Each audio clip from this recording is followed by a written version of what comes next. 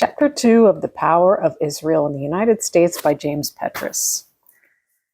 US-IRAQ-ISRAEL-ZIONIST connection. Why did the US go to war against Iraq in March 2003 with further plans to attack Syria, Iran, and probably Lebanon? The reasons given thus far have all been discredited. No weapons of mass destruction have been discovered. No ties between Iraq and al-Qaeda have been established. No threats to US security existed. Many of the past and present allies of the US have equal or worse human rights records than did Iraq. The war, conquest, occupation, killing, and vile systematic torture and imprisonment of thousands of Iraqis have aroused the hostility and indignation of hundreds of millions of Christians, Muslims, and freethinkers throughout the world, justly discrediting the entire political establishment in Washington and overseas. Who benefited from the Iraq War? Who benefited them from the US war? By examining the beneficiaries, we can get an idea of who had a motive for promoting this crime against humanity. America itself has reaped the opprobrium of this world, which continues to impact American individuals and businesses. Terrorism is on the rise, while US security might be presumed to have worsened.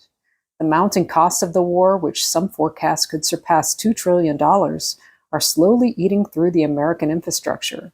The prospect of extending an American empire faced by potential challenges to its hegemony is a growing concern for empire builders, given the growing ideological, human, and material costs in Iraq. While the OPEC countries for a time rejected US and EU pressures to pump more oil to lower sky-high prices, partly a hostile response to the US invasion of Iraq, today the price of oil seems resistant to efforts to lower it, with the attendant dismal impact upon the American and world economy.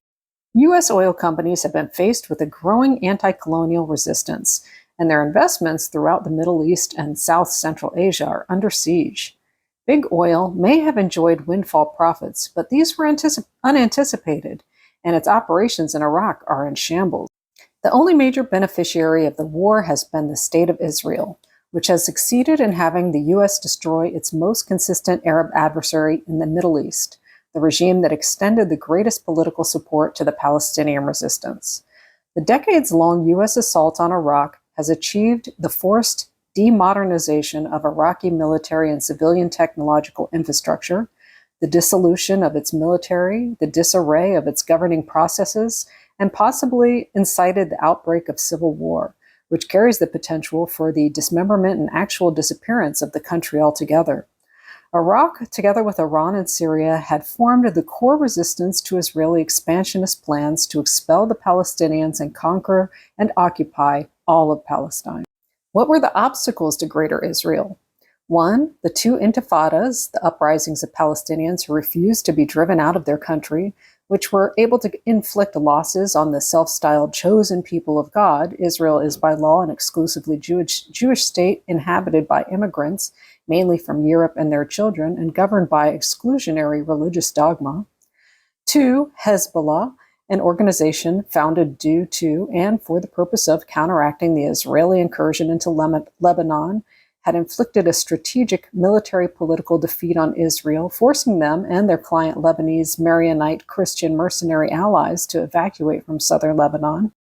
3. Iraq, Iran, and Syria, the three countries which were most consequential in their opposition to Israeli annexation and regional domination, were developing economic and political ties with a multitude of countries, and especially in the case of oil contracts, signing trade and exploration agreements with Japan, China, Russia, as well as Western European corporations. Israel's hopes for sharing a co-prosperity economic sphere of domination with Washington based on servile client Arab regimes were becoming increasingly doubtful.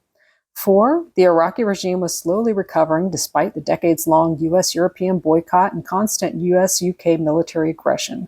With time running out, the Israelis and their Zionist agents in the Bush administration realized that an agreement to end the boycott and normalize relations with Iraq was on the horizon following the UN inspections team's certification of the absence of WMD, which would lead to Iraq forming joint ventures with French and Russian oil companies, a possible shift of the Iraqi oil trade into euros, and diminishing influence of Israel's protector state in the region. 5. There was a deepening internal crisis in Israel over the economic cost and personal insecurity accompanying the policy of the colonial settlements and savage repression in the occupied territories. Israel's out-migration was now exceeding in its in-migration. Its Jewish-based welfare policies were eroding, and hundreds of active reservists were refusing military duty in the dirty colonial war. The plan to democratize the Middle East, proposed by US Zionists and the government, in essence intended joint control by the US and Israel over the entire Middle East via a series of wars. A series of US wars against independent Arab regimes, beginning with Iraq, was clearly in the interests of the Israeli state, and so it was perceived by the Sharon regime, its secret police Mossad, the Israeli military, and right-wing Zionists in positions of influence in Washington. How was the Israeli state able to influence the US imperial state into pursuing a series of wars which would imperil its own imperial economic and security interests and further those of Israel? The most direct answer is to be found in the role played by key pro-Zionist officials in and around the most important policy-making positions in the Bush administration. These U.S. officials had long-standing ideological and political ties to the Israeli state, including policy advisory positions. Throughout most of their political lives, they had dedicated themselves to furthering Israel's state interests in the U.S. While the design and execution of the U.S. war strategy was in the hands of Zionist civilian militarists in the Pentagon, they were only able to succeed because of the powerful support exercised by Sharon's acolytes in the major Jewish organizations in the U.S. The Conference of Presidents of major Jewish organizations, the Anti-Defamation League, AIPAC, and thousands of their activists, doctors, dentists, philanthropists, real estate magnates, financiers, journalists, media moguls, and academics acted in concert with key Jewish politicians and ideologues to press the case for a war because, they would argue, it was in the interest of the State of Israel to destroy Saddam Hussein and the secular Ba'ath Party state apparatus. But who can say that doing so was in the interests of imperial U.S., which in Saddam already had a strong man in place, prepared to act in the service of America? How did Saddam, another of those known as our son of bitch, managed to get himself into the crosshairs of America? By invading Kuwait, which received go-ahead from U.S. Ambassador April Glaspie and was widely viewed in the Arab world as his entrapment, or by his non-cooperation concerning the multiple interests of Israel, oil, water, and Palestine. The issue of access to oil has long been problematic for Israel due to its inability to purchase oil from neighboring countries. In typical fashion, this problem was resolved through the September 1, 1975 Israel-U.S. Memorandum of Agreement concerning oil, whereby the U.S. agreed to guarantee Israel's access to oil, an agreement which has been regularly renewed over the subsequent period at some cost to U.S. taxpayers. By 2003, however, with pro-Zionist forces calling the shots in the U.S. government and Operation Iraqi Freedom afoot, the prospect of Israeli access to Iraqi oil neared fruition. Israeli National Infrastructure's Minister Joseph Paritsky requested an assessment of the condition of the old oil pipeline from Mosul to Haifa, with an eye toward renewing the flow of oil in the event of a friendly post-war regime in Iraq. Paritsky noted that the pipeline would cut Israel's energy bill drastically, probably by more than 25%, since the country was currently largely dependent on expensive imports from Russia. On June 21, 2003, Reuters reported, Netanyahu says Iraq-Israeli oil line will open in near future. By August 2003, Haaretz was to report that the United States has asked Israel to check the possibility of pumping oil from Iraq to the oil refineries in Haifa. The request came in a telegram last week from a senior Pentagon official to a top foreign ministry official in Jerusalem. Now, who might that have been? By 2006, 3 U.S. bases were under construction in the north of Iraq, following along the potential construction line of an oil pipeline from Kirkuk oil fields to the Israeli shipping seaport and petroleum refining city of Haifa. Diagrams, with a view to turning that city into a new Rotterdam. Some diagrams. U.S.-Israel relations have been described in a variety of ways. Politicians refer to Israel as the US's most reliable ally in the Middle East, if not the world. Others speak of Israel as a strategic ally. Some speak of Israel and the US as sharing common democratic values in the war against terrorism. On the left, critics speak of Israel as a tool of US imperialism for undermining Arab nationalism and as a bulwark against fundamentalist Islamic terrorism. Very few writers point to the excess influence which the Israeli governments exercise on US government policy via powerful Jewish lobbies and individuals in media, financial and governmental circles, or exercise of that influence for the primary benefit of Israel, irrespective of how that impacts the well-being of the United States. While there is a grain of truth in much of the above, there are numerous unique aspects in this relationship between the US, an imperial power, and Israel, a regional power. Unlike Washington's relation with the EU, Japan, and Oceania, it is Israel which pressures and secures a vast transfer of financial resources, by 2004, $2.8 billion per year, $84 billion over 30 years. Israel secures the latest arms and technology transfers, unrestricted entry into U.S. markets, free entry of immigrants, unconditional commitment of U.S. support in case of war, and repression of colonized people, and guaranteed U.S. vetoes against any critical UN resolutions. From the angle of interstate relations, it is the lesser regional power which exacts a tribute from the empire, a seemingly unique or paradoxical outcome. The explanation for this paradox is found in the powerful and influential role of pro-Israel Jews in strategic sectors of the U.S. economy, political parties, Congress, and executive branch.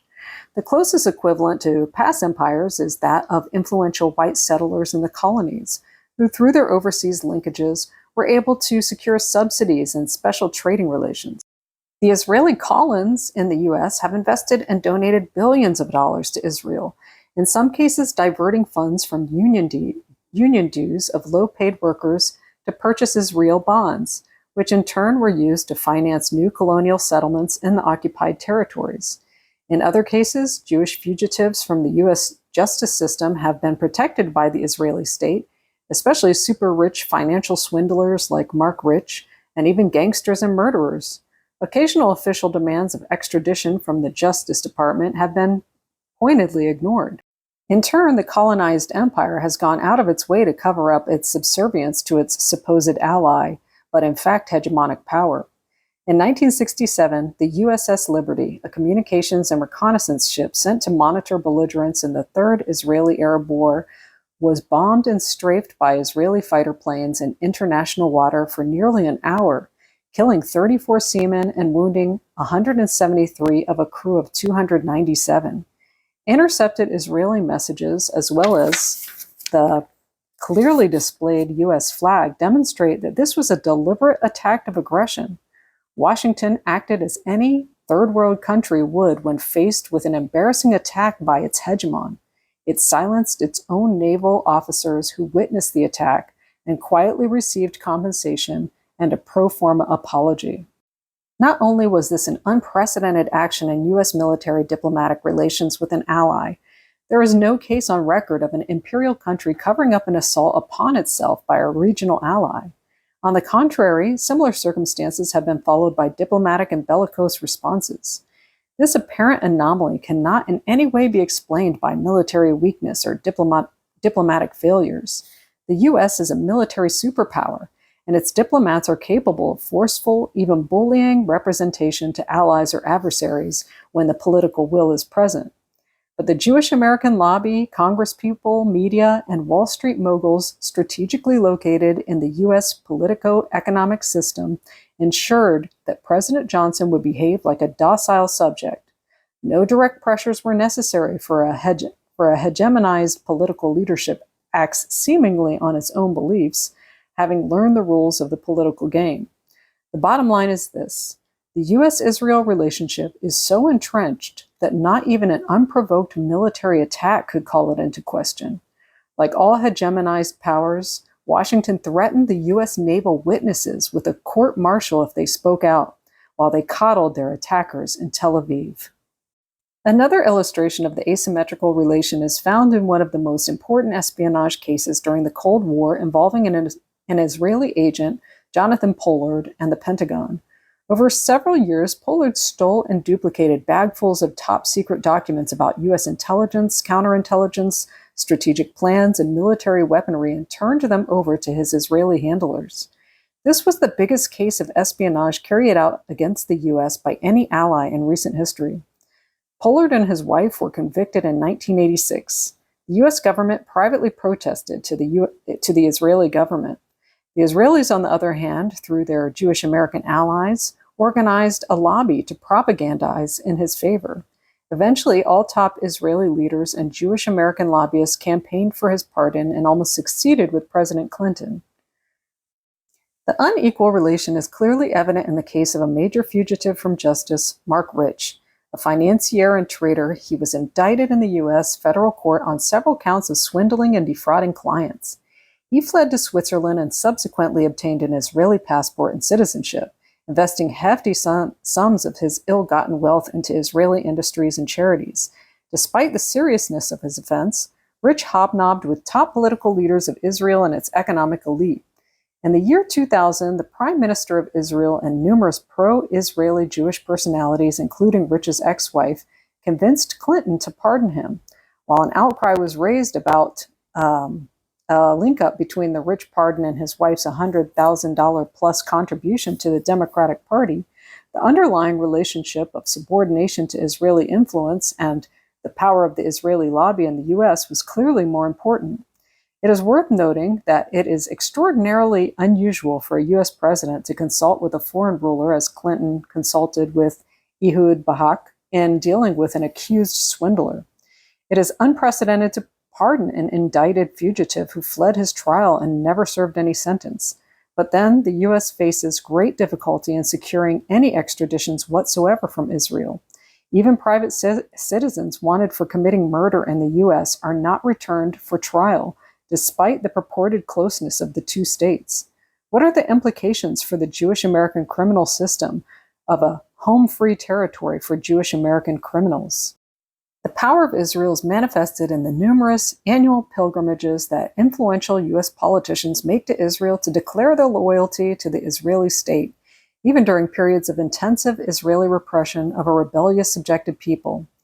Rather than reprimanding Israel for an aggressive act of war against another state and for internationally condemned human rights violations in the occupied territories, U.S. satraps of the Israeli mini-empire applauded its bloody repression of Intifadas I and II and the Jewish state's invasions of Lebanon in 1982, as they do in 2006, and opposed any international mediation to prevent further Israeli massacres, thereby sacrificing U.S. credibility in the United Nations and in world public opinion.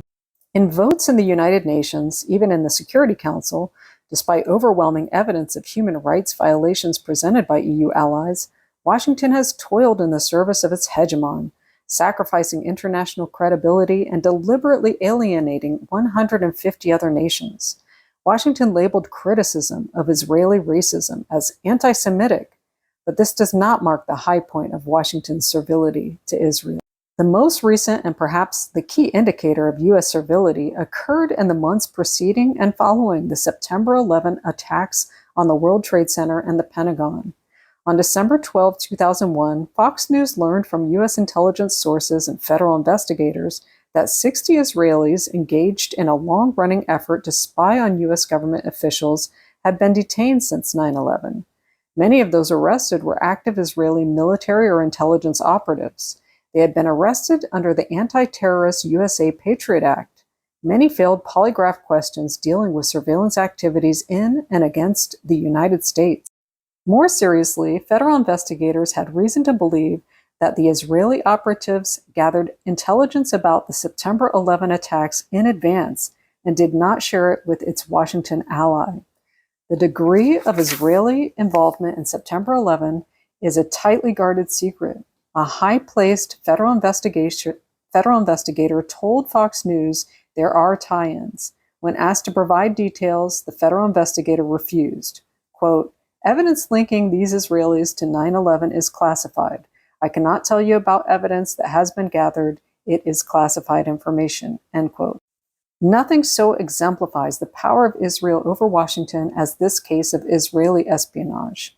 Even in the case of the worst attack on the American mainland in U.S. history, Washington suppressed federally collected evidence linking known Israeli spies to possible evidence about prior knowledge. Clearly, this evidence might raise questions about the links and ties between political and economic elites, as well as undermine strategic relations in the Middle East. More important, it would pit the Bush administration against the Jewish American lobby and its powerful, informal, and formal networks in the media, finance, and in government. Fox News obtained numerous classified documents from federal investigators, probably frustrated by the cover-ups of Israeli espionage by political leaders in Washington. These documents, brought to light by Carl Cameron, revealed that even before September 11, as many as 140 other Israelis had been detained or arrested in a secret investigation of large-scale, long-term Israeli espionage in the United States. Not one of the other major print or electronic media reported on these arrests. Neither the president nor any congressional leaders spoke out on Israelis' pervasive and sustained efforts to obtain key U.S. military and intelligence information. The classified documents detailed hundreds of incidents in cities and towns across the country that investigators claimed could be Israeli organized intelligence gathering activities. Israeli agents targeted and penetrated military bases, the Drug Enforcement Agency, the Federal Bureau of Investigations, the IRS, the NIS, the EPA, the U.S. Marshals Service, dozens of government facilities, and even secret office and unlisted private homes of law enforcement and intelligence personnel, according to the federal documents cited by Fox News.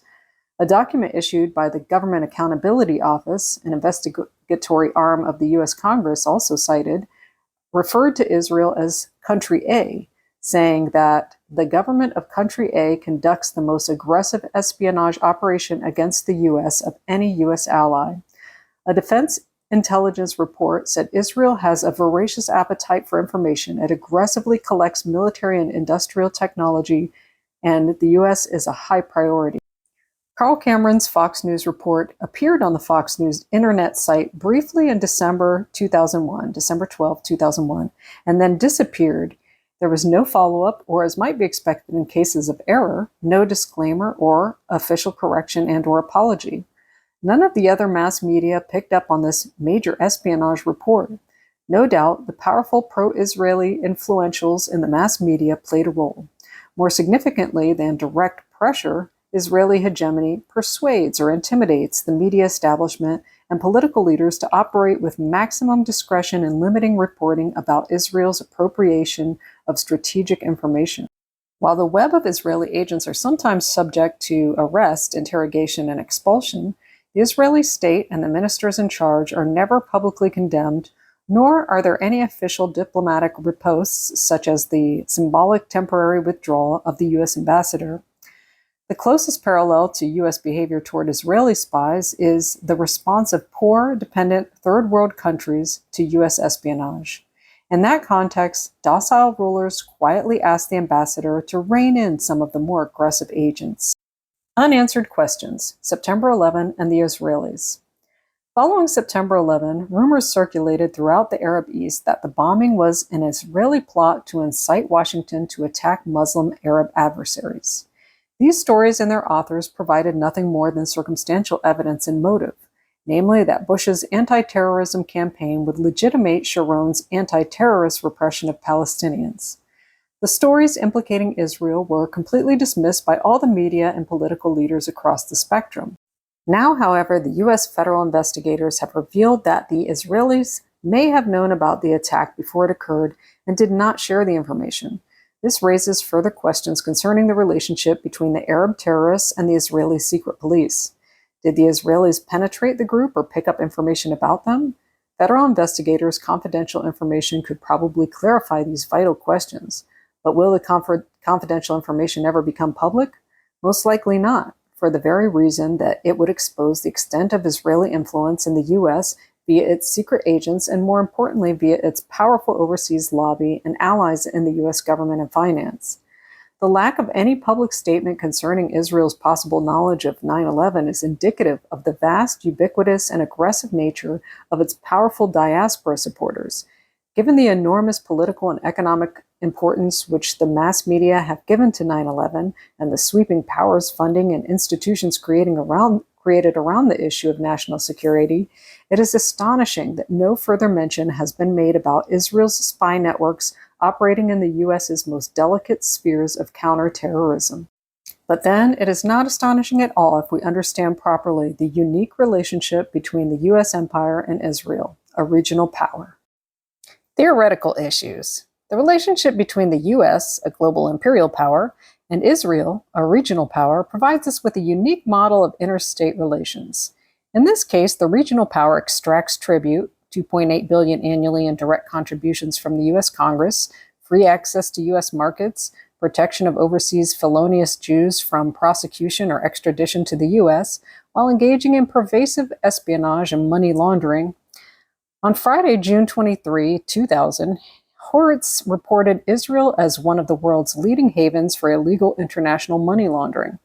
Moreover, Israel establishes limits on U.S. Middle Eastern policy in the international forums. Israel's hegemonic position has endured under both Democratic and Republican presidencies for almost half a century. In other words, it is a structural historical relation, not one based on personalities or particular transitory policy-making configuration. Several hypotheses emerge from an examination of this unique relationship. The first stems from the fact that the territorial Israeli state has little power of persuasion, economic reach, or military clout in comparison to the major powers, Europe and the US. The power of Israel is based on that of the diaspora, the highly structured and politically and economically powerful Jewish networks which have direct and indirect access to the centers of power and propaganda in the most powerful imperial country in the world. Tribute is exacted via the influence of these internal colonists who operate at the level of mass media opinion makers and via Congress and the presidency. Close to 60% of Democratic Party funding and 35% of Republican Party funding comes from pro-Israeli Jews. For every dollar spent by the Jewish networks in influencing voting outcomes, the Israeli state receives $50 in aid to finance the building and arming of colonial settlements in the occupied territories, complete with swimming pools, Romanian gardeners, and Filipino maids. Through overseas networks, the Israeli state can directly intervene and set the parameters to U.S. foreign aid in the Middle East. The overseas networks play a major role in shaping the internal debate on U.S. policy toward Israel. Propaganda associating Israeli repression of Palestinians as the righteous response of the victims of the Holocaust has been repeated and circulated throughout the mass media. Iranian President Ahmadinejad suggestion that the Holocaust victims might more properly be compensated by land located in Europe or in the countries that victimized them was misreported, then highly circulated to fuel instead the notion of a rabid anti-Semitic Iran. From the height of the network to the lawyers' boardrooms and the doctors' lounges, the pro-Israel supporters of the network aggressively attack as anti-Semites any critical voices. Through local intimidation and malicious intervention in the professions, the zealots defend Israel policy and leaders, contribute money, organize voters, and run for office. Once in office, they tune in to Israeli policy needs. The phenomenon of overseas expatriates attempting to influence an imperial power is not an exclusively Jewish phenomenon. The Cuban exiles in Miami exercised significant influence in both major parties. But in no other case has linkage led to the establishment of an enduring hegemonic relationship, an empire colonized by a regional power, with the U.S. paying tribute to Israel, subject to the ideological blinders of its overseas colons and launching aggressive wars on its behalf. Many questions remain to be answered as the empire aggressively pursues its military expansion and the internal voices of repression narrow the terms of public debate. As the colons extend their influence throughout the political and intellectual spheres of the U.S., they feel more confident in asserting Israel's superiority to it, particularly in the areas of political coercion and war. They brazenly boast of Israel's superior security system, its methods of interrogation, including its techniques of torture, and demand that the U.S. follow Israel's war agenda in the Middle East. In Israel, there is acknowledged state-sanctioned physical and mental abuse of prisoners and interrogation, which has broad public support. Seymour Hersh even urged the US FBI and intelligence agencies to follow the Israeli secret police's tactics and use or threaten to use torture of family members of terror suspects. See more on Hersh's pro-Israel bias in Chapter 4. The US followed suit by imprisoning the wives and daughters of wanted Iraqi Baathists. Richard Perle, then highly influential in Rumsfeld's Defense Department, advocated the Israeli tactics of offensive bombing of adversaries. Another prominent Collins, Senator Joseph Lieberman, called on the U.S. to bomb Syria, Iraq, and Iran immediately after 9/11, echoing Prime Minister Sharon's policy advice to President Bush. Alan Dershowitz, Harvard law professor, publicly endorsed both torture and repressive legislation in the U.S., modeled on the Israeli system of unlimited detention of Palestinians. The Collins subordinate U.S. policy to Israel's foreign policy needs, independent of the U.S.'s own circumstances and in reflection of the extremities to which Israel's colonial policies push it. Moreover, as representatives of Israeli hegemonic power in the U.S., they even try to micromanage security measures, torture and interrogation, as well as becoming vociferous advocates of a generalized Middle East war. The Collins have successfully influenced the U.S. government to block any EU initiatives toward international mediation, as well as the U.S.-sponsored Mitchell Plan, advocating peace observers in the occupied territories. In a word, the U.S., despite its occasional inconsequential criticism of Israel's excesses, has not only been an unconditional supporter of Israel, but it has done so in the context of a prolonged, bloody repression and occupation of Palestinian territories, which Washington is a party to securing. Israeli hegemony over the U.S. via its Collins affords it a formidable weapon for neutralizing the U.S.'s NATO allies, Arab petroleum clients, the vast majority of the General Assembly and the United Nations, and even its own public on certain Middle Eastern issues. Even more dangerous is the irrational paranoia that the Collins transfer from Israeli politics to the U.S. All Arabs are suspect, as was evident by the Zionist-instigated congressional outcry about the purchase of U.S. ports by a Dubai firm. Middle Eastern adversaries should be threatened, if not bombed. Secret military tribunals and summary justice should be meted out to suspected terrorists. The mass media is especially tuned to pick up the Israeli paranoid syndrome, magnifying every threat, celebrating Israeli resolution and efficiency against Arab terrorists. The paranoid style of politics had led to Israel's attacks on Arab countries in the Middle East, espionage on the U.S., illegal purchase of nuclear devices in the U.S., and unremitting violence against the Palestinians and Lebanese. The assimilation of the Israeli hyper-paranoid style by the U.S. has vast and dangerous consequences not only for the Mideast, but also for the rest of the world and for democratic freedom in the U.S. What the intellectual Collins and other Israeli publicists forget to mention is that Israeli security policy in the occupied territories is a total disaster. Bus stations, public malls, five-star hotels, and pizzerias in Israel and all Israeli frontiers have been attacked. Hundreds of Israeli citizens have been killed and injured.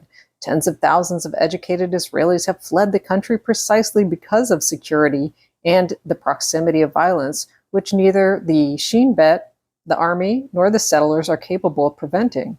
A few Israeli intellectuals are especially embittered by the enormous cost of the settlement movement. Blind to Israel's security failures, the Collins insist on creating conditions for internal repression and external war. Given their influential role in the mass media, their prominence in the editorial and opinion pages of the most prestigious newspapers, the Collins message reaches far beyond their limited numbers and the mediocrity of their intellect. Location and money can make up for their psychological and political pathologies, as well as override any qualms about dual loyalties. Who finances the State of Israel?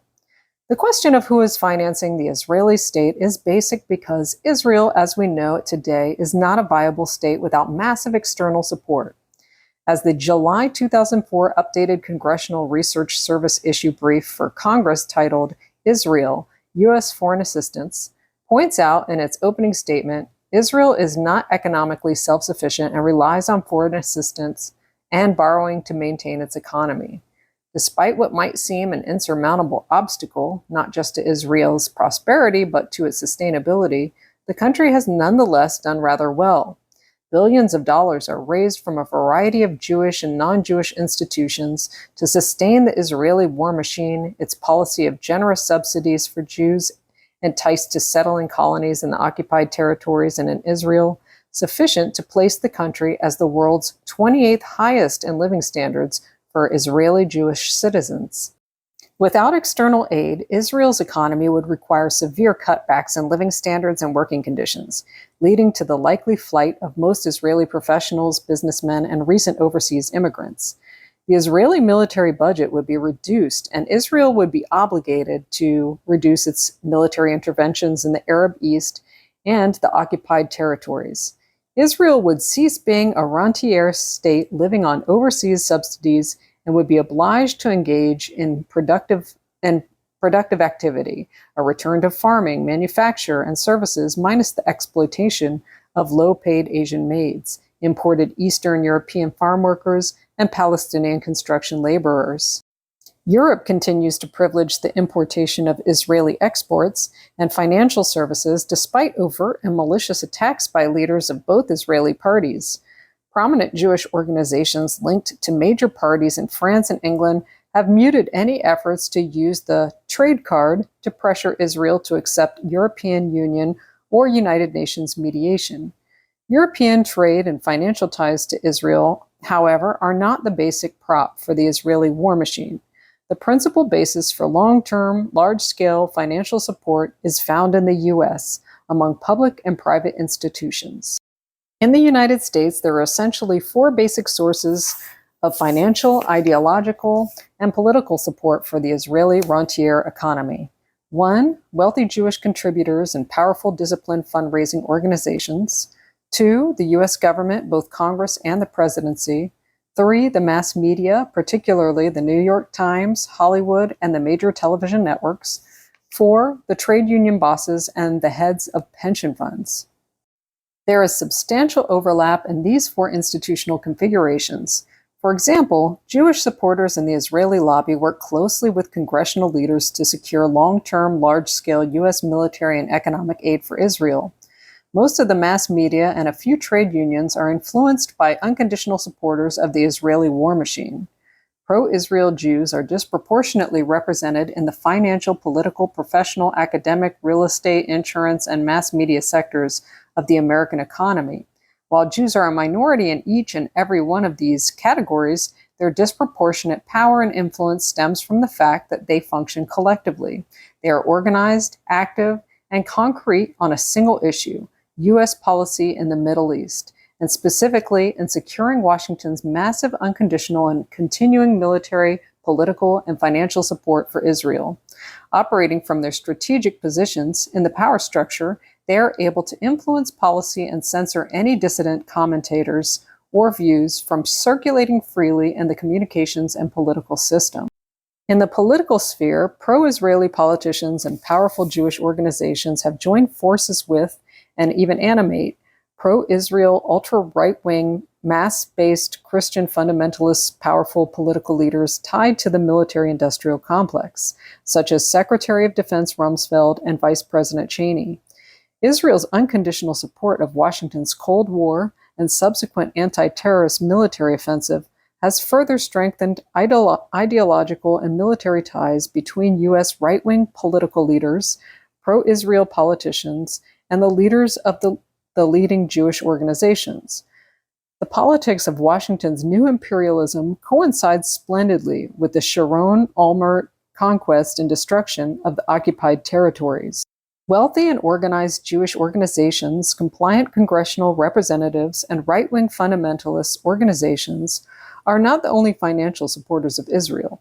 U.S. taxpayers have been funding the Israeli war machine with over $3 billion a year of direct assistance for over 35 years now, totaling over $100 billion and counting to mount.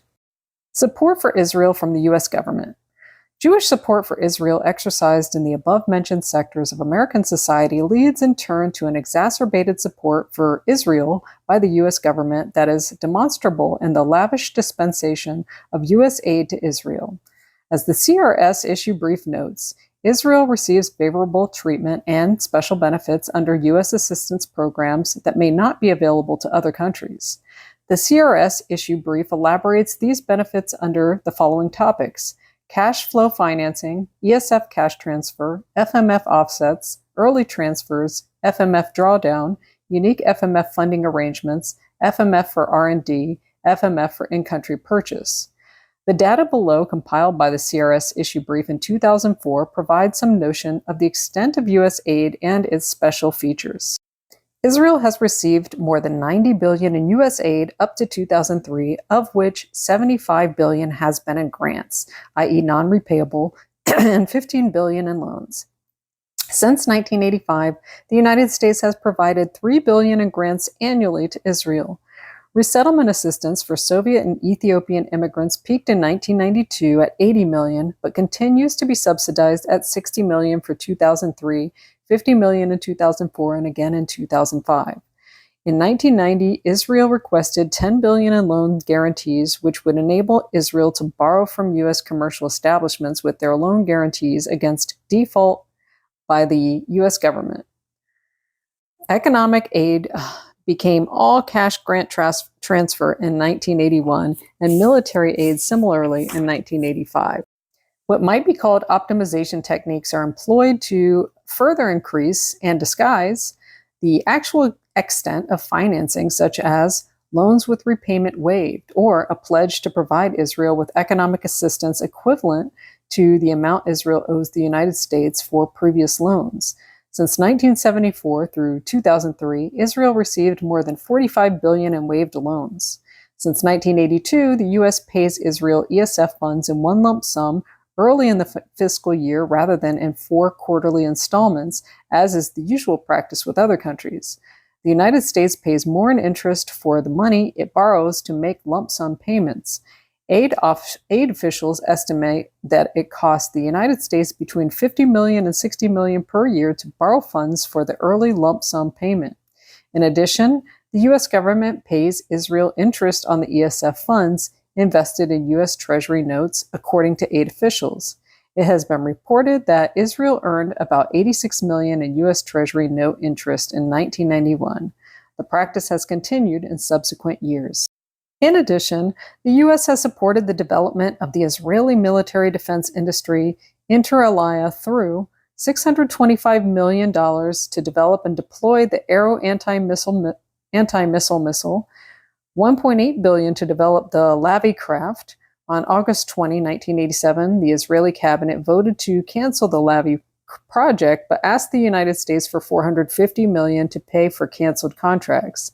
The State Department agreed to raise the FMF earmark for procurement in Israel from $300 million to $400 million to defray LIBBY cancellation costs. U.S. military assistance for military purchases in Israel, 26.3%. This meant that in 2004, $568 million in military aid could be spent in Israel. Most U.S. military aid is for purchases of U.S. arms. Further support comes through the U.S. government's guarantee of Israel's access to oil via the Israel-United States Memorandum of Agreement, 1 September 1975.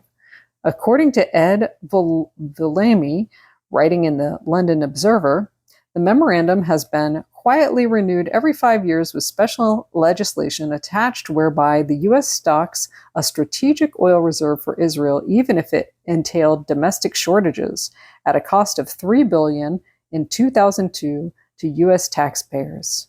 Any major development in or initiated by Israel seems to give rise to its own special costs, which in turn are placed at the door of the United States, whether it concerns support for the migration of Soviet or Ethiopian Jews or withdrawal from occupied territories.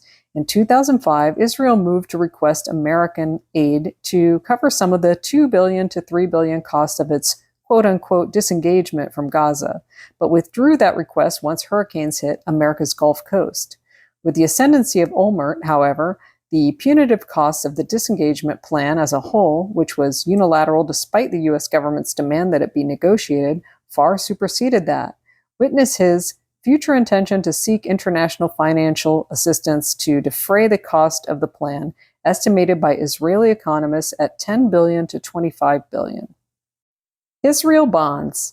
Over its 50-year existence, the sale of Israel bonds raised some $22 billion for the state of Israel.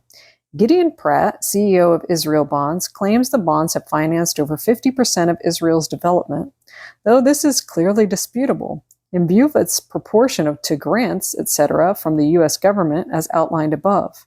According to the Development Corporation for Israel prospectus, the bonds are used for 8 categories of infrastructure projects, such as building ports, power grids, transportation, communications, etc. But as Russell Mokiber points out, what the prospectus does not mention, however, is that such development projects also include Israeli settlements in the West Bank and Gaza. Other bond revenues are transferred from the Israeli government's development account to its ordinary budget to be spent on the military, the Israeli intelligence services, and other agencies, according to the statistical abstract published each year by the Israeli government. Rank-and-file trade union members might have been surprised to learn that their pension funds had been invested in Israel bonds with below normal rates of return and higher risk. Despite the poor investment quality of Israel bonds, some of the largest U.S. trade unions, employee pension funds, and major multinational corporations have collectively loaned billions of dollars to the Israeli regime. In all cases, the decisions to purchase a foreign government's bonds were made by the trade union bosses and corporate fund managers without consulting the membership or stockholders. Nathan Zirkin, a financial director of the Retail, Wholesale, and Department Store Union, when asked if his union would continue to purchase Israel bonds despite Israel's repression and arrest of Palestinian trade unionists and activists, replied, "Absolutely. The Palestinians didn't have a damn thing until Israel came in." Many of the trade unions, which are purchasers of Israeli bonds, are controlled or influenced by the mafia. The Teamsters Union is the biggest purchaser of Israel bonds. It is also the union which has seen more senior officials indicted for mafia ties, illicit use of union funds, and massive robbery of membership pension funds. In this case, the trade union mafioso were buying favorable propaganda from the mass media and support from the quote-unquote respectable Jewish organizations via the purchase of Israel bonds. Union pension funds have also been used by trade union bureaucrats to purchase Israel bonds. The most notorious case is the former International Ladies Garment Workers Union, ILGWU, now called Unite, a union whose workers are 95% Black, Hispanic, and Chinese, most earning at or below the minimum wage. Unite's leadership and staff is overwhelmingly Jewish and earning between $100,000 to $350,000 a year plus expenses. By channeling over $25 million in pension funds to Israel, the U.S. workers are deprived of access to loans for housing, social services, legal defense, etc. Clearly, the Jewish trade union bosses have a greater affinity for the state of Israel and its oppression of Palestinian workers than they have with their own poorly organized workers employed under some of the worst working conditions in the U.S. Israel bond promoters with support from mafia-influenced corrupt trade union bosses have sold vast holdings of Israel bonds to 1,500 labor organizations at interest rates below those of other available securities and well below what most investors would expect from loans to an economically troubled foreign government like Israel. On March 22, 2002, the Jewish Weekly Forward actually put a figure on that amount, quoting the director of the National Committee for Labor, Israel, as estimating that the American labor community holds $5 billion in Israel bonds. Many factors accounted for the U.S. trade union bosses channeling their members' pensions funds and union dues into Israel bonds. Political protection and respectability in being associated with Israel and its lobbyists. This was especially important to mafia-linked and corrupt officials. Ideological and ethical ties between Jewish trade union leaders and Israel has been a second factor. While Israel bonds may represent a diminishing factor in the contemporary Israeli economy, perhaps because the US $10 billion loan guarantee terminated in 1998, they are nonetheless still purchased and held inter alia by state and city governments, teachers, universities, and police in the United States, as well as 100,000 individuals. Accomplices to genocide. In April 2002, over 100,000 people, mostly Jews and Christian fundamentalists, marched in support of the Sharon regime in the midst of the siege of Jenin, and were addressed inter alia by Paul Wolfowitz, William Bennett, Hillary Clinton, Dick Armey, Rudy Giuliani, Dick Gephardt, and AFL-CIO President John Sweeney. In Israel, 2 out of 3 Israelis, 65%, polled in late April 2002, supported Sharon, and almost 90% believed the regime's propaganda that the UN Commission to investigate Israeli devastation of the occupied territories will not be fair to Israel. The Israeli public, the U.S. trade union bosses, and the American political and financial elites who financed Sharon thereby became accomplices to the crimes against the Palestinian people. Obviously, the shrinking minority of Jews in Israel who oppose the military machine have little or no influence in policy, in the media, or in securing overseas financial support. Interestingly, the U.S. did vote in favor of the resolution creating a UN investigatory commission of Israel's near-total destruction of Jenin in the spring of 2003. But the UN investigation got no further than its creation. It evoked the hostility of the entire Israeli political class. Shimon Peres, then the self-styled labor moderate in Sharon's government, accused the 170-member-plus United Nations organization of blood libel. The Israeli Security Cabinet decided that Kofi Annan, the UN Secretary General, had not met its demands for amending the mission's mandate, so there is no possibility of beginning the inquiry, as Alan Phillips of the Daily Telegraph put it.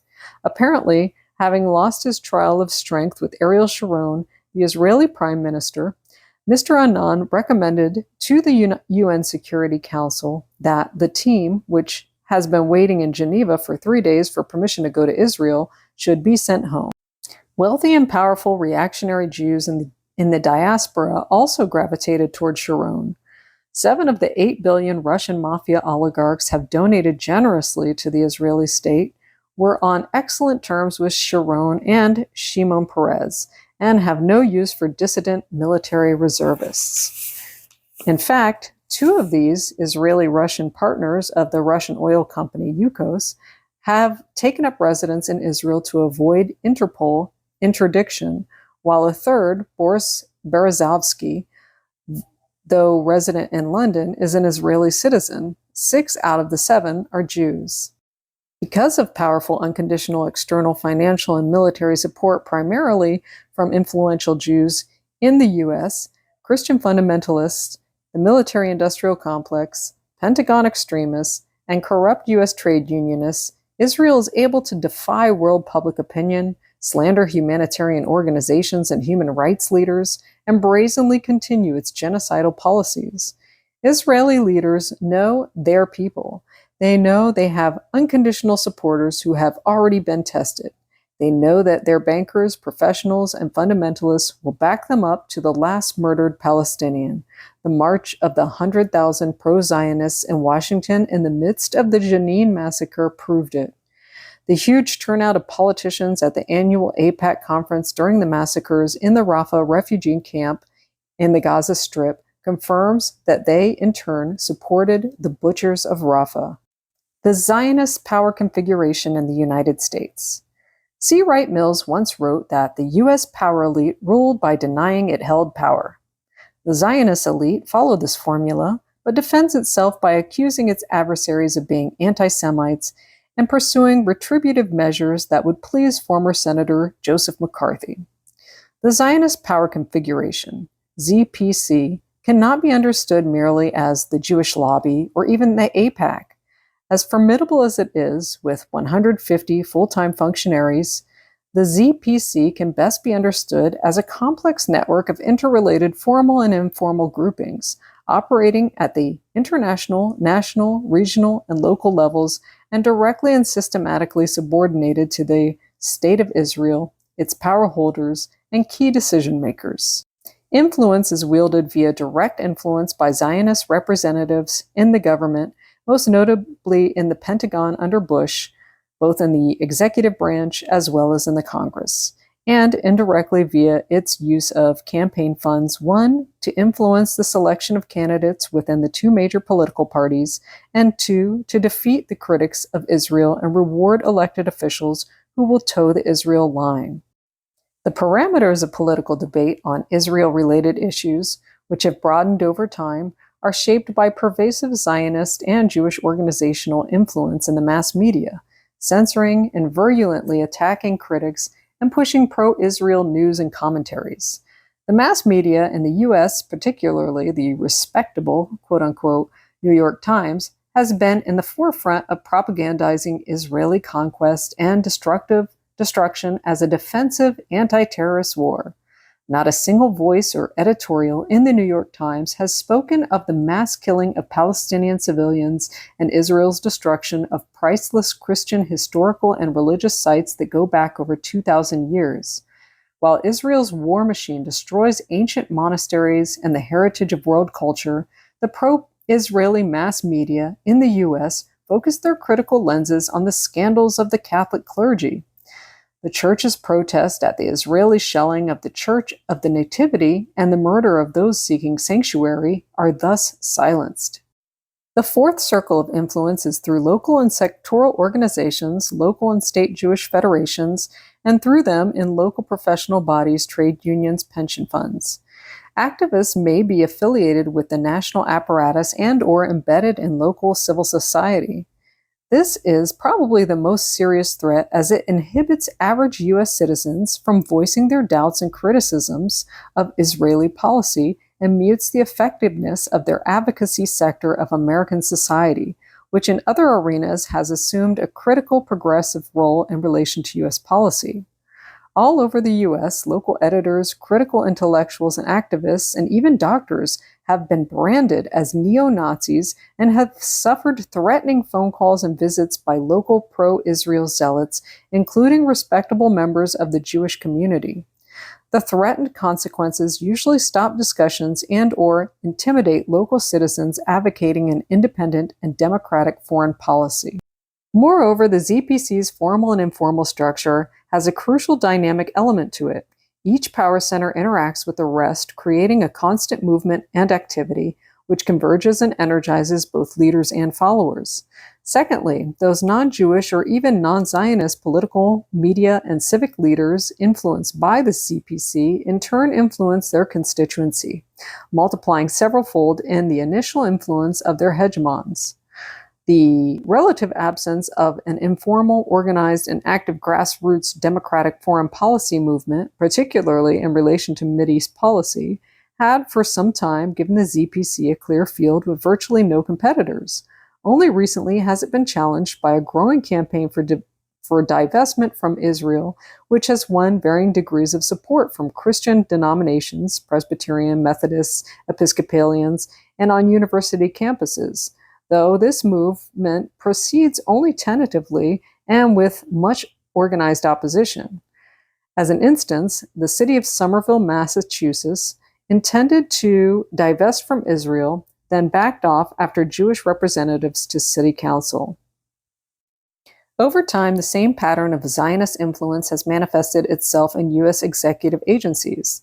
The State Department's quote-unquote Arabists are being replaced by pro-Zionists, as is the case with senior civilian militarists in the Pentagon, in the Mideast think tanks, and the Council of Foreign Relations, among others. It should be noted that the so-called single-issue, quote-unquote, U.S. Mideast policy focus of the ZPC of the past has been replaced by the new Zionist strategies in the Pentagon and right-wing think tanks, who link the expansion of Israeli power beyond Palestine to U.S.-European relations, U.S. nuclear policy, and U.S. military and energy strategy. This analytical framework is useful in understanding the US-Iraq War and macro-imperial policy, as well as micro-colonial practices. The Zionist power configuration in action, the Iraq War. The major theoretical strategist of U.S. world empire is Paul Wolfowitz, who first presented a detailed outline of action in 1992. The argument for permanent wars, unilateral action, preemptive warfare, and colonial conquest was spelled out for the first Bush administration and later supported implicitly during the Clinton administration's continued military attacks against Iraq, its unconditional backing of Israel's war against the Palestinians, the Balkan Wars, and the de facto takeover of the ex-communist states of Eastern Europe, the Baltic states, and the South Central republics of the ex-USSR. The Clinton administration's vigorous intervention in favor of Yeltsin's seizure of power and backing of the Russian Jewish oligarchs played a major role in dismembering and weakening its former adversary to world domination. Clinton's unconditional support for Israel, and more importantly, for the formulation of a Mideast strategy convergent with Israeli foreign policy, was tied to three sets of policies. One, destroying the military and economic power of one of Israel's main critics in the Mideast, Iraq, via economic boycotts, arms inspections, and unilateral disarmament of Iraq, while Israel stockpiled nuclear and other weapons of mass destruction. Two, financing and arming Israeli expansion and colonization of Arab Palestine. Three, maintaining an economic boycott of Libya and Iran, supporters of the Palestinians, while subsidizing Arab client states friendly to Israel, Egypt and Jordan, whose recognition of and relations with Israel required increasing repression of opinion and resistance within those states, and further expenditures by the U.S. in order to be accomplished. Direct Zionist influence over U.S. Mideast policy was shaped by Secretary of State Madeleine Albright, who, while a convert from Catholicism to the more elite Episcopalian Church, benefited from her newly discovered Jewish ancestry. Albright infamously justified the U.S.-induced deaths of 500,000 Iraqi children during her tenure in office, declaring, "It was worth it." Secretary of Defense Cohen was instrumental in promoting Israeli military dominance in the Mideast, and Richard Holbrooke, a closet Zionist, was one of the most influential Clinton advisors on the Middle East, quote-unquote, peace negotiations. President Clinton and the Democrats laid the basis for the eventual capture of U.S. foreign policy, making the Zionists in the subsequent Bush administration by accepting Zionists in strategic foreign policy positions influencing Mideast policy and shaping U.S. policy to fit Israeli expansionist aims. To be sure, Clinton and his moderate Zionists did not threaten Israel's critics, such as Saudi Arabia or the rest of the Arab countries, with military attacks, as did the Bush regime dominated by the ultra-Zionist militarists. Nor did his regime follow the Israeli line of accusing all of Europe, especially France, of being anti-Semites for criticizing Israel's slaughter of Palestinians. The Clinton regime and its moderate Zionist influentials believed it was possible to establish U.S. dominance by consulting with Europe and conservative Arab regimes and sharing the economic benefits of imperial spoils in the Mideast while supporting Israeli expansionism. The Bush regime represented a qualitative advance in Zionist power in U.S. policies, both foreign and domestic. The key economic policymaker was Alan Greenspan, head of the U.S. Central Bank, Federal Reserve Bank, a longtime crony of Wall Street financial interests and promoter of the major pro-Israeli investment houses, responsible for the speculative boom and bust economy of the 1990s. The influence on U.S. Middle East policy of this neoconservative cabal far exceeded their formal positions because they were backed by an array of influential Zionist academic ideologues, Kagan, Cohen, Pipes, political pundits, Crystals, Krauthammer, Peretz, etc., and directors of war think tanks, Pipes, Rubin, who continue to be given constant access to the opinion pages of the major U.S. newspapers, were interviewed as Middle East experts on pro-Israeli television and radio shows, advancing their war propaganda designed to promote U.S. defense of Israel's Middle East agenda, despite the evident quagmire in Iraq and growing public rejection of that war. These policy and opinion makers, backed by the mass media, worked in close consultation and in tandem with the major Jewish organizations in the U.S. and in close consultations with top officials in the Sharon regime, and will continue to do so with Olmert. Mossad agents, Israeli diplomats, and key officials in the Sharon regime had free access to the offices of the Zionist officials in Washington and interchanged information on how to optimize Israeli interests. Prior to the U.S. invasion of Iraq, all the Zionists in key policy positions and their counterparts in Congress backed a U.S. war with Iraq. After 9/11, Wolfowitz and Senator Lieberman immediately proposed a war against Iraq, demanding that the intelligence agencies find the connection and accusing the military of being cowards for not engaging in a war to protect Israel. Despite Herculean efforts by Feith et al. To twist CIA and MI reports to serve their pro-war Israeli line, their bellicose rhetoric lacked substance. They then invented the now callously admitted big lie by Wolfowitz of the Iraqi weapons of mass destruction threat to U.S. security. It was a classic case, as became evident when the secret Downing Street memo was made public, of fitting the facts to suit the policy.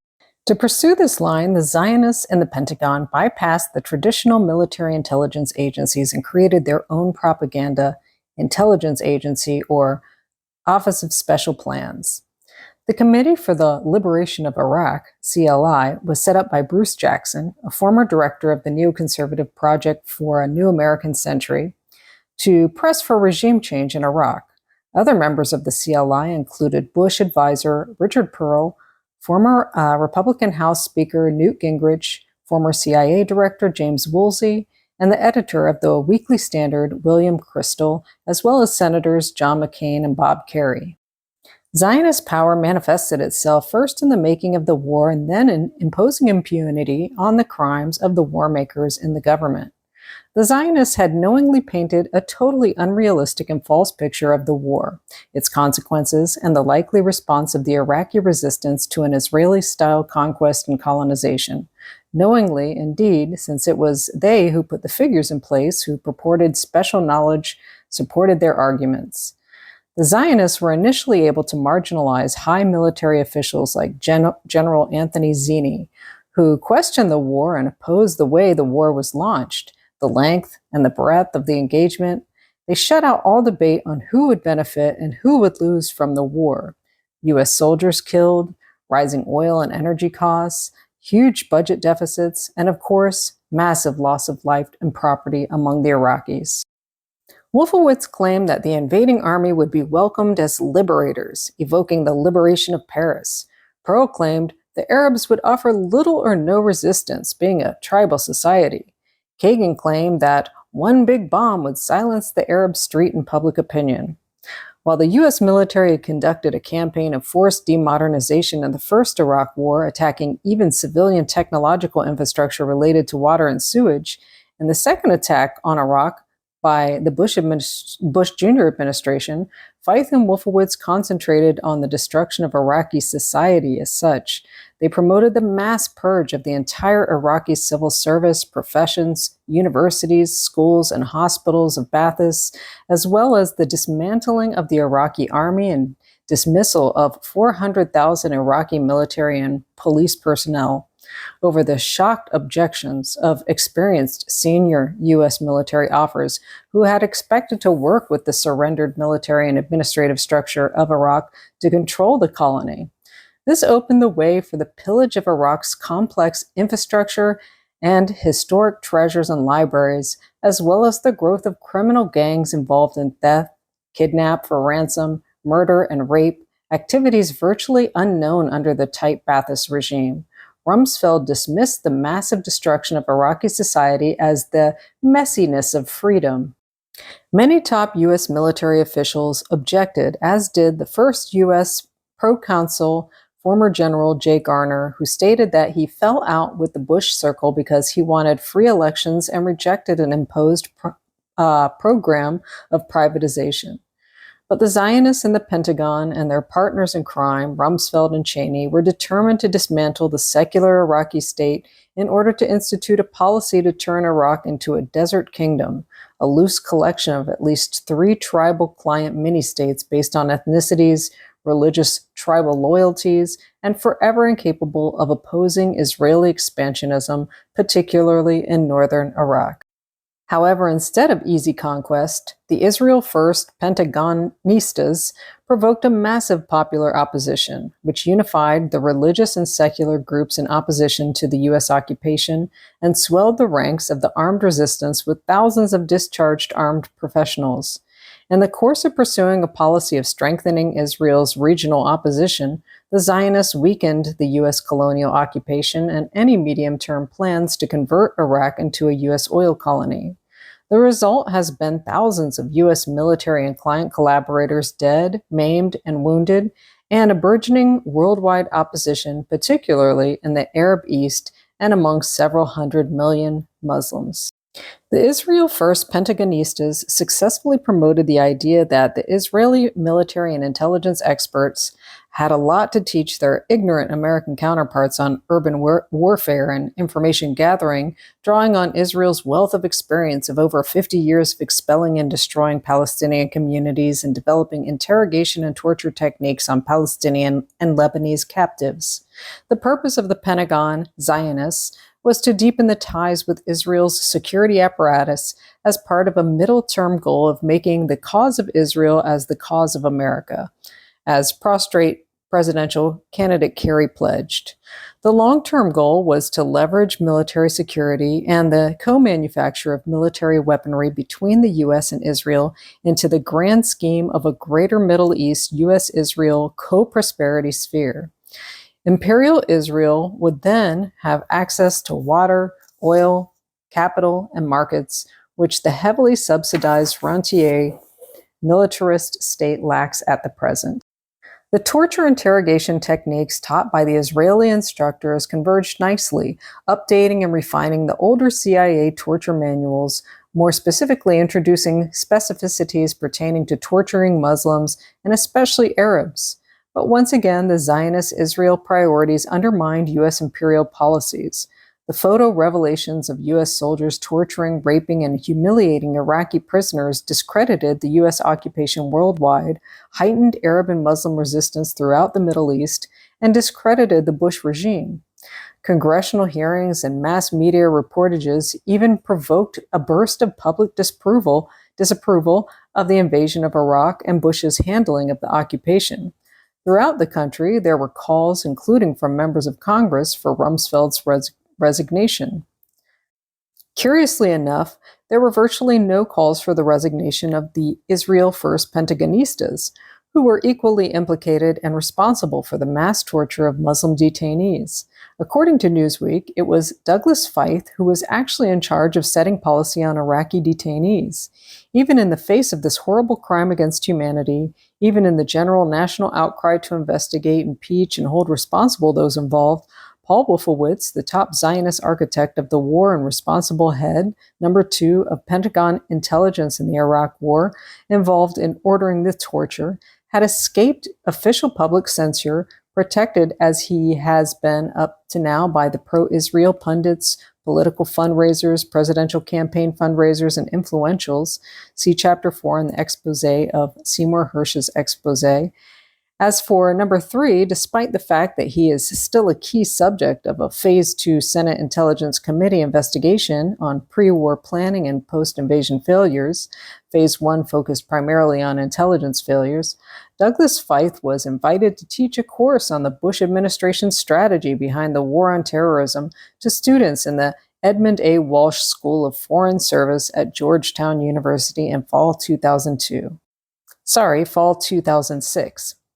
While the Mossad was later chastised for intelligence failures by the Israeli Knesset after release of the Steinitz report on March 29, 2004, their Zionist counterparts in the Pentagon, Shulsky, Wolfowitz, Feith, and Abrams, however they may have been publicly criticized and even investigated, have yet to be officially and publicly reprimanded for their collaboration with the Mossad. Much will depend on an ongoing investigation by the FBI, which holds more promise than the congressional whitewashing. As Robert Dreyfus put in The Nation, did Ariel Sharon, the Prime Minister of Israel, run a covert program with operatives in high-level U.S. government positions to influence the Bush administration's decision to go to war in Iraq? The FBI wants to know. In fact, the FBI appears to be one American institution which is willing to address the issue of Zionist power in America, as its efforts related to the AIPAC spying scandal, see Chapter 5, seem to indicate. Amid the widespread condemnation of these war crimes and the media exposure of the systematic lies of the Pentagonistas, the fear that the highly influential and visible role of the Israel Firsters might lead to anti-Israel backlash raised alarm bells among some of the most astute congressional Zionists. Senator Frank Lautenberg, Democrat, New Jersey, a committed Zionist, called for the replacement of Wolfowitz and Feith in order to get them out of the view and further louder anti-Zionists-related condemnation. The men in charge have let down the soldiers in uniform. Simply replacing Secretary Rumsfeld will change little at the Pentagon if his discredited team of advisors remains in high-level positions. It is time for us to bring in new civilian leadership at the Defense Department. Lautenberg made it abundantly clear whom he thought was central to the whole U.S. war effort, from beating the war drums to cooking the data, designing the war strategy, to micromanaging the business of interrogation torture. Several former top U.S. military professionals objected to the Zionist control over U.S. policy and their close network of collaborators. Colonel Karen Kwiatkowski was given us an inside picture of the Feith-Shulsky operation, whose links to the Mossad seemed closer than to the U.S. military. The Rumsfeld Zionist group monopolization of military policy, war strategy, military calculations, and military promotions all alienated the military high command. Some who clearly foresaw the disastrous consequences of the policies of the Israel First crowd on U.S. global ambitions were silenced and marginalized. It is likely that the release of the torture photos to the media was deliberately encouraged or promoted by highly placed military officials or former officials as a way of discrediting Rumsfeld and the Pentagon Zionists. This move severely undercut the war effort, which more and more of the military high command sees as destined to fail. But they were determined not to become the neocons' scapegoats. However, to gain an honorable withdrawal, they must know that they have to remove Rumsfeld and his Zionist colleagues, whose criteria for evaluating the war has less to do with the aims and standing of the U.S. military and more to do with Israeli expansionist goals in the Middle East. While the Pentagon Zionists and the powerful network of pro-Israel Jewish organizations have seen their Iraqi-Syria war strategy fall behind schedule, they have succeeded in securing presidential economic sanctions against Syria and binding U.S. political support for Sharon's and now Olmert's destruction and annexation of the remnant of Palestine.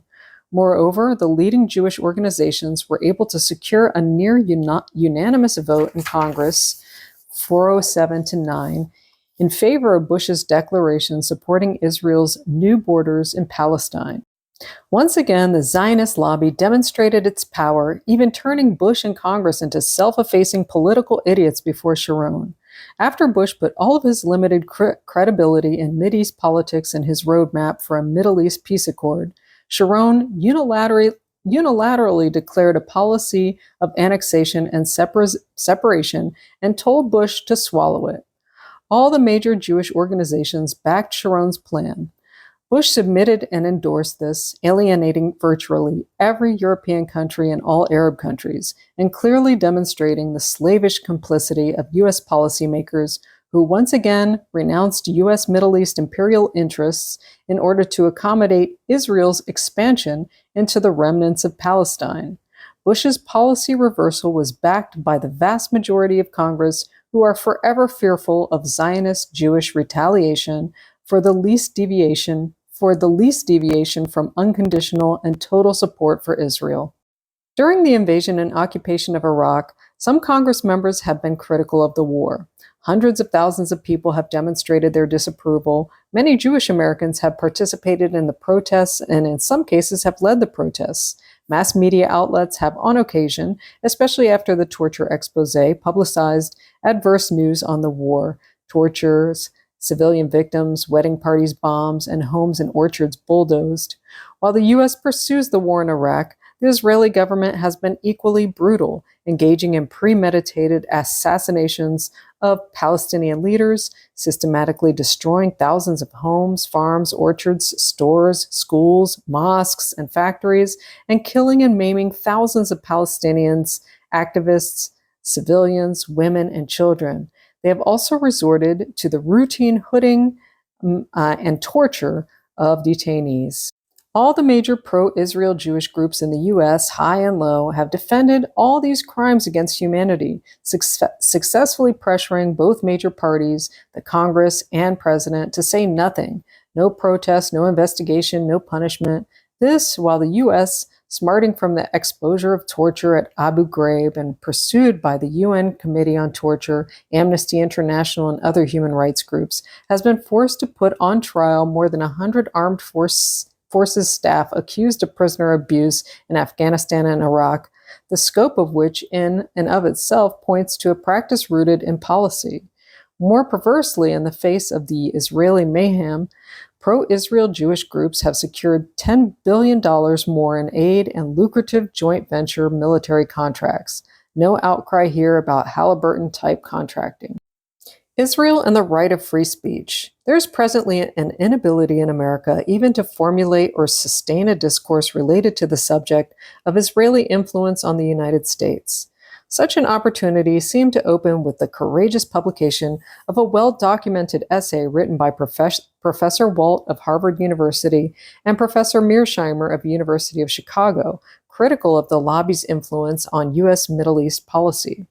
However, a virulent campaign against Mearsheimer and Walt was then waged by all the major Jewish publications and pro-Israel organizations, from the ultra-right-wing Orthodox Jewish press, which claims to be the largest independent Jewish newspaper in the U.S., to the formerly Social Democratic Forward, to the Jewish Weekly, all have launched together with all the major Jewish organizations a propaganda campaign of defamation, the new protocols of Zion, anti-Semitic, sources from neo-Nazis' websites, and pressure for their purge from academia. The Jewish authoritarians have already partially succeeded. Their press releases have been published by the mass media without allowing for rebuttal by the academics under attack. Harvard University has demanded that the identification of the Harvard Kennedy School be removed from the paper. The financier of the professorial chair in his name, which Professor Walt was academic dean, occupies at the Harvard Kennedy School, is no longer mentioned in his publication. Ultra-Zionists and torture advocate Professor Dershowitz and his fellow Harvard zealots called into question their moral and academic qualification to teach, this concerning professors of the highest standing with an established record at America's top universities. Other attacks on American academics include the effort by Daniel Pipes, director of Middle East Forum, to establish a campus blacklist through his neo-McCarthyite Campus Watch website. Pipes is part of a band of neoconservative pundits with strong allegiances to Israel, who took on the task of launching a more focused assault on the Middle East scholars.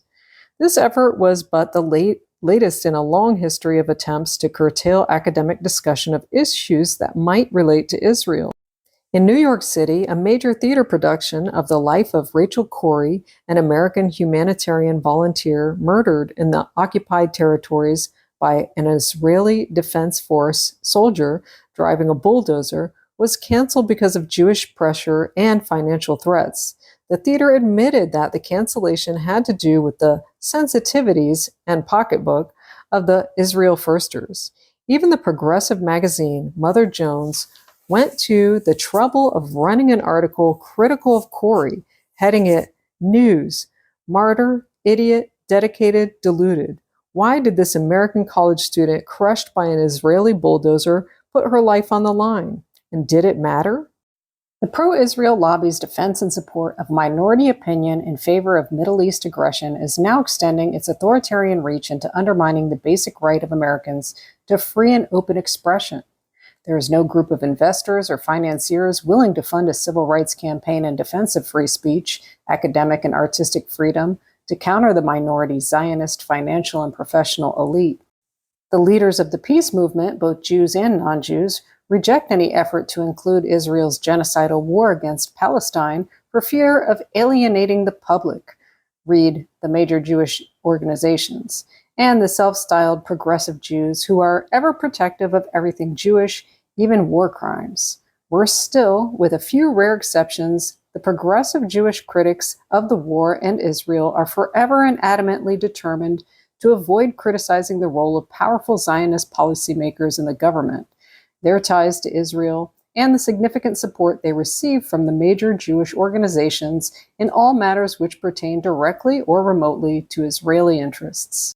With blind simplicity, they all see Israel as simply a tool of the U.S. for weakening the Arabs in the service of U.S. oil interests. Apparently, they have never consulted U.S. petrol CEOs, advisors, or investment brokers who all agree that U.S. support for Israel is destabilizing the region, threatening oil supplies, boosting prices to U.S. consumers, and creating enemies out of Arab client rulers who invest in the U.S., buy U.S. currency to keep it from collapsing, and raise OPEC quotas to help lower U.S. prices. By its blind support for Israeli colonial brutality, the U.S. has alienated several 100 million Muslims, millions of Arabs of all faiths, the great majority of Europeans, Africans, and Asians, thereby heightening U.S. global isolation. The American alliance with Israel has been one of the world's greatest energizers of anti-imperialist movements, crossing racial, religious, and gender boundaries. Jews in North America, South America, and Europe are disproportionately in the highest paid positions, with the highest proportion in the exclusive, prestigious private universities, with disproportionate influence in finance and the media. It is clear that anti-Semitism is a very marginal global issue, and, in point of fact, that Jews are the most influential ethnic group. The tragic myopia or pervasive refusal of leftist Jews to face up to the prejudicial role of the major Zionist and Jewish groups promoting the Israel First policy and imposing it on the electoral agendas substantially undermines their and our efforts to secure peace and justice in the Middle East and to forge a democratic U.S. foreign policy.